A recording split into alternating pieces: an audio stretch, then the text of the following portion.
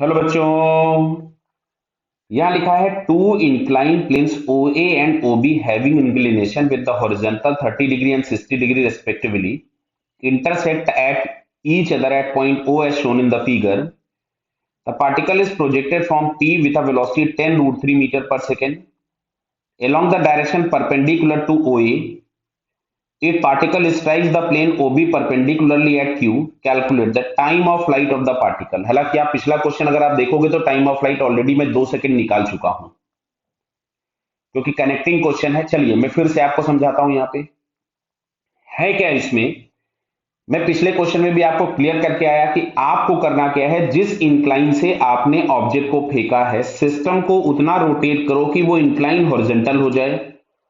यहां आपके पास लग रहा था जी, एक्सेलरेशन ड्यू टू ग्रेविटी, जिसका एक कंपोनेंट यहां आता था जी कॉस 30। जी कॉस 30 बोले तो 5√3 मीटर पर सेकेंड स्क्वायर। यहां पे हमारे पास आता था जी साइन 30। साइन 30 बोले तो हाफ, तो ये आपके पास हो जाएगा 5 मीटर पर सेकेंड स्क्वायर। क्लियर है क्या? हम लोगों ने प्लेन को इस डायरेक्शन में रोटेट किया था by an angle of 30 degree, जिससे हमारे पास ओ ए प्लेन जो है ये हॉरिजॉन्टल हो जाए। तो ओ ए प्लेन हो गया हॉरिजॉन्टल, इधर आ गया, ये आ गया पॉइंट ओ, और ये वाला है ए। यहां कहीं पी से हम लोगों ने ऑब्जेक्ट को प्रोजेक्ट किया था। क्लियर है क्या बेटा? और अगर हमने इसको रोटेट किया होगा तो जो ओबी वाला है ये भी 30 डिग्री रोटेट होकर के ये ओबी हो जाएगा वर्टिकल। ये ओबी हो गया वर्टिकल।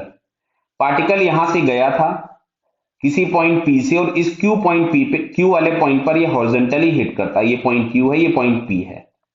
क्लियर? यहां पे वेलोसिटी इसको हमने दे रखी थी 10√3 मीटर पर सेकेंड। अब अच्छा सुनो, यहां पे अगर हम एक्सेलरेशन की बात कर रहे थे तो एक एक्सेलरेशन था ओ ए के परपेंडिकुलर जो कि था 5√3,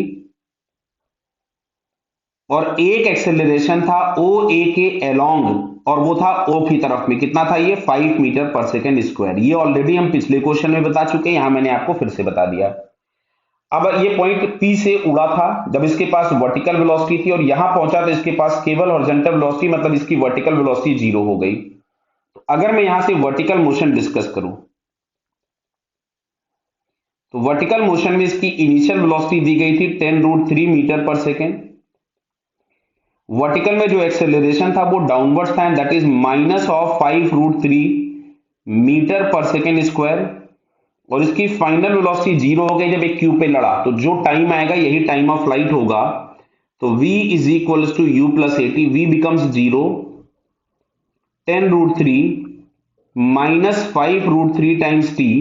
तो यहां से अगर हम लोग सॉल्व कर रहे हैं तो हमें यहां से t बराबर मिलता है 2 सेकेंड। क्लियर है? तो टाइम ऑफ फ्लाइट हम लोगों के पास कितना आएगा? 2 सेकेंड। ये देखिए, और ये पिछले वाले क्वेश्चन में टाइम ऑफ फ्लाइट पहले निकला था, और क्यू पे हिटिंग वेलोसिटी निकालने के लिए हमको टाइम ऑफ फ्लाइट निकालना पड़ा था। क्लियर? तो इसका आंसर हम लोगों के पास कौन सा हो जाएगा? फोर्थ आंसर करेक्ट हो जाएगा। क्लियर बेटा?